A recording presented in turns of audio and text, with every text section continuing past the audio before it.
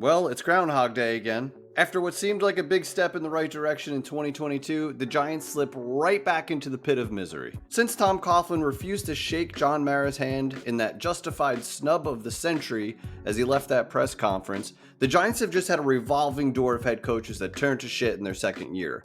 Not saying that's the case with Dable yet, but hear me out. Ben McAdoo goes 11-5 in his first year, greatly benefits from Jerry Reese going into panic mode and overpaying every defensive player in free agency. We get booted in the first round of the playoffs when Odell forgot how to catch the football. How does he follow that up? He gets fired mid-season the next year in 2017 after benching Eli Manning for Geno Smith. John Mara said, "Oh, not to my Eli, I don't think so. Get him out of here. They don't even let him finish the season. Spags, you're taking over, buddy." Then in the offseason, we miss out on every desirable head coach and we land on Pat Shurmur, who's basically just the guy you want your divorced aunt to start dating because she's been alone for a while and he's a nice guy. He goes 5-11 in his first year with the devil himself, Dave Gettleman, taking over at GM. Then fuck it, let's draft a quarterback. Let's completely fall in love with a kid from Duke who didn't even have a good collegiate career, but he kind of looks like Eli Manning. Pat Shurmur managed to get 24 passing touchdowns out of Daniel Jones in his rookie year, but fuck it, let's fire him. We went 4-12. Who's next? Enough of these offensive coaches. I want a special teams coach, okay? This has worked once in history with John Harbaugh. Maybe it could work for us. Joe Judge comes in. He benefits from a historically bad division where the Giants were actually alive late in the season. They still only finished with 6 wins. He follows it up by making players retire in camp the next season because they're running too many fucking laps. I don't know. Then we got the double QB sneaks, the acting like a lunatic in the press conferences. You're fucking fired. Giants go 4-13 in his second year. Everybody out. Get the fuck out. Gettleman, you're fired for being the worst GM in fucking history. Just kidding. You're my buddy. You can pleasantly retire at the end of the year. What a fucking joke. We need change. Let's bring in those cats from Buffalo. They seem to be doing things the right way over there. Shane and Dave start their Giants careers by going 6-1.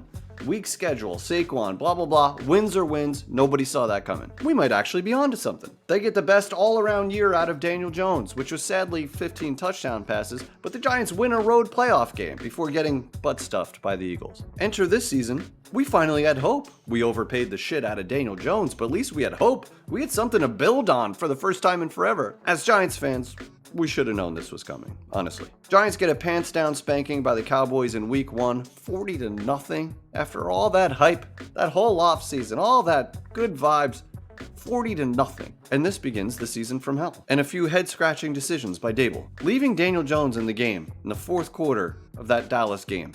Well, you're getting spanked. The game is well over and you're just letting him get killed out there. Love or hate Daniel Jones, that's fucked up. I don't see any other teams doing that to their starting quarterback, especially not one you just overpaid. The dominoes just fall from there and the season's a disaster. Dable's calling plays. No, he's not. DJ sucks. No, the O-line sucks. Rumors circulate that Wink's not happy. Why does Tyrod look good? Oh wait, he's hurt again. DeVito, huh? Thanks for nothing. Flash in the pan. Dable decides to go with DeVito when the season was still alive technically. Then he goes with Tyrod once the season was officially over. What are we doing? This fucking ass backwards, Dabes. Just end the goddamn season, please. So here we are. We fire offensive line coach Bobby Johnson. Thank you. That was a smart move. That's something we've been asking for. We fire special teams coach Thomas McGahee. Thank you. Another smart move. He survived through a lot of head coaches somehow. I hope you're hungry. Dable came to the press conference feeding a bunch of bullshit about Wink staying, only for him to resign hours later. Dable 100% did that shit on purpose so that it looks like Wink was leaving because of Wink. Some of the same bullshit when he gave him the game ball when the cameras were on him. It was all smoke. Now there's rumors of Kafka not wanting to be here either.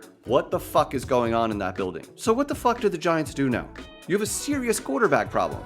You gave DJ a pretty big bag, right? He's due $47 million next year. He's got 2 major neck injuries and now a torn ACL. It's worth mentioning that when healthy, he was still a question mark. You've got an O-line problem. You still don't have an alpha receiver. You still need another edge rusher. You got drama and tension all over the place. You got the 6th overall pick, which is once again not high enough to land the top prospect. You got a GM who looks you in the eye and tells you he's got faith in Daniel Jones. Is he saying that because he's the one that made the deal? Or does he fucking actually believe that? I don't know. I might slam my head into this desk. Now, what would it take for us as Giants fans to go into the 2024 season with some hope? The number 1 overall pick is apparently for sale, Joe. Pick up the phone and find out. What else are we going to do now? Fill the coaching jobs with more retreads from Buffalo or the Belichick tree? That always works out well. Run it back with Daniel Jones so he can get a 3rd coaching staff fired? The Giants need to have a good look in the mirror. Be bold. Be aggressive. The league has passed you by. Rant over.